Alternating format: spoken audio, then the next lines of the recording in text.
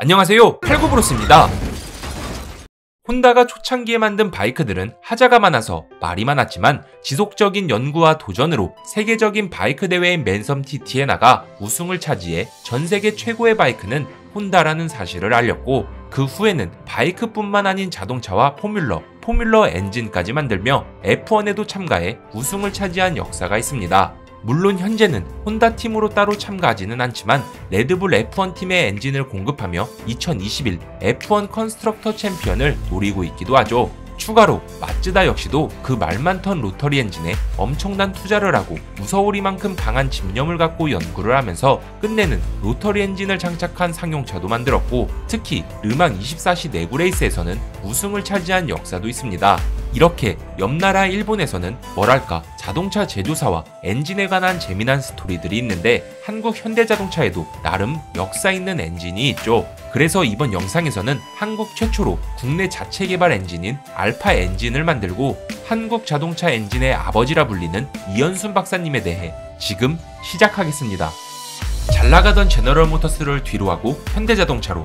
원래 의사가 되고 싶었던 이현순 박사님은 의과대학이 아닌 서울대 기계공학을 나왔고, 뉴욕 주립대학교에서는 비행기 엔진을 전공하다가 미국 제너럴모터스에 입사한 뒤로는 엔진 개발실에서 근무를 하게 되었습니다.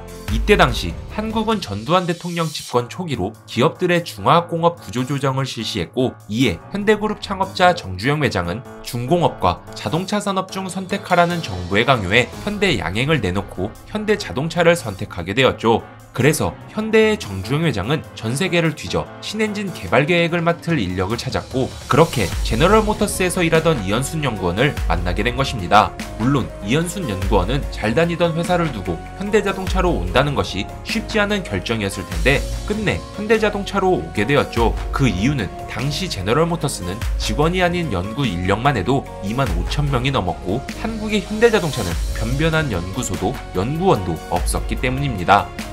미쯔비시와 현대자동차, 그리고 이현순 박사.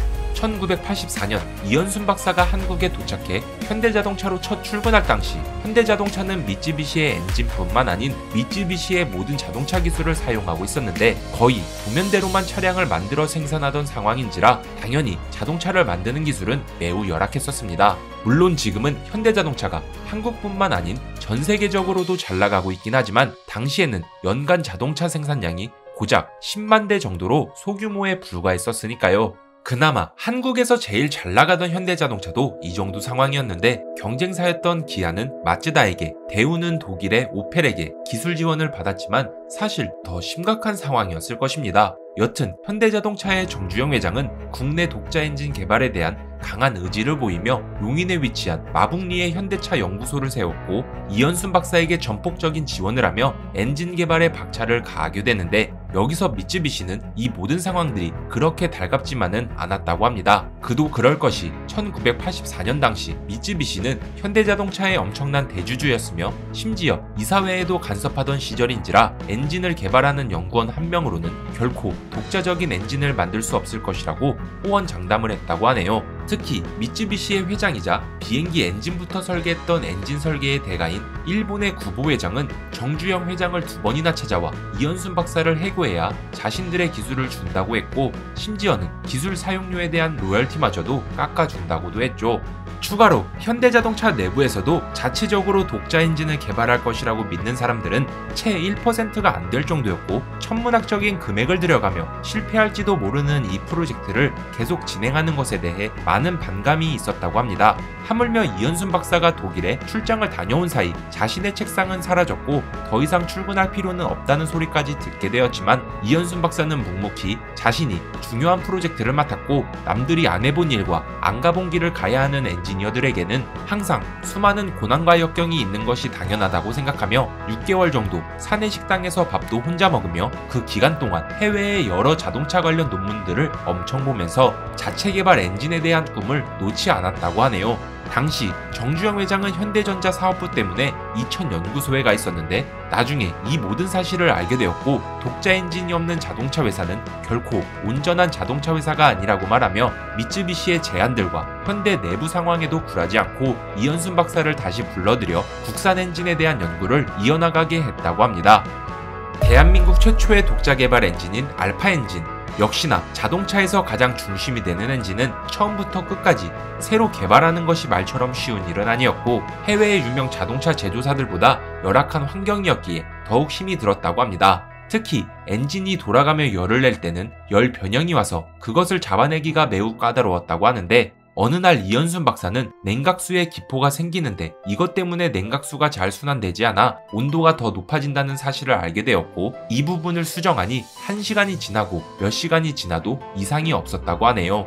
그렇게 엔진 개발이 거의 다 돼가는 시점에 미쯔비시 구보 회장은 한국에 찾아와 현대자동차 연구소를 방문하게 되었고 이때 이현순 박사에게 엔진 개발할 당시 무엇이 가장 어려웠냐 질문을 했는데 이에 이현순 박사는 당연히 엔진에서 열이 발생할 때 열 변형이 오는 것을 잡는 것이 가장 까다로웠다고 답을 했죠. 그래서 구보 회장은 어떻게 열 체크를 했는지 볼 수 있겠냐며 단박에 엔진을 같이 보러 가자고 했고 엔진이 있던 그 연구소에는 무려 240개의 온도계가 꽂혀있는 엔진이 있었습니다. 이를 본 구보 회장은 모처럼 엔지니어다운 엔지니어를 만난 것 같다며 오히려 기뻐했고 그토록 달갑지 않아 했던 이현순 박사에게 격려와 칭찬을 아끼지 않았다고 하네요. 게다가 비하인드 스토리로 구보 회장은 일본에 돌아가자마자 자신들의 연구원을 모아놓고 정신을 바짝 차리고 일하지 않는다면 현재는 우리가 현대자동차에게 기술을 주고 있지만 언젠가는 오히려 한국의 현대자동차에게 기술을 배우러 가야 할지도 모른다고 했다고 하네요. 실제로 10년 뒤 미쯔비시는 현대에서 새로 만든 세타 엔진에 대한 기술을 배우러 오기도 했죠. 월드 엔진이 된 현대의 세타 엔진. 알파 엔진에 이어 개발한 현대자동차의 세타 엔진은 크라이슬러, 미쯔비시의 기술 전수를 해주며 전세계 2천만 대가 넘는 자동차에 탑재가 되었고 더 이상 대한민국이 엔진 수입국이 아닌 엔진 수출국이 되게 해준 월드 엔진이 되었습니다. 게다가 세타 엔진 기술이 들어간 달랑 2장의 디스크는 다른 회사에 팔 때 당시 몇천억 원이 넘는 가격이었다고 하네요. 그리고 여기서 더 대단한 점은 설계 도면만 띡 하고 넘겨준 것이 아니라 각 제조사의 엔지니어들을 불러 현대자동차 연구소에 합숙시키며 왜 이렇게 엔진을 만들었고 생산할 때 무엇을 조심해야 하는지 등 거의 모든 것을 알려줬다고 합니다. 그리고 이 세타 엔진을 생산할 때 모든 부품은 한국 제조사의 엔진 부품을 사용하도록 했다고 하네요. 그 덕분에 한국의 자동차 부품 산업도 많은 발전을 하게 되었는데 이 이후에 나온 세타2 엔진, 세타3 엔진은 좀 말이 많으니 일단 넘어가도록 하겠다. 그렇게 세타 엔진 개발 이후 이현순 박사는 현대자동차 연구개발 부회장까지 역임하다가 현대자동차를 떠나게 되었고 해외 매체에서도 이를 다루며 세계 유명 자동차 제조사에서 그에게 거액의 연봉을 제시했지만 이현순 박사는 돈이 전부가 아니라 의미 있고 보람된 일을 해야 한다는 생각으로 한국에 남아 두산그룹에서 진행하고 있는 K2 흑표전차 엔진 개발을 시작으로 현재도 두산에 몸담아 일을 하고 계신다고 하네요. 오늘의 정보는 어떠셨나요? 재밌게 보셨다면 좋아요와 구독 부탁드리겠습니다. 끝.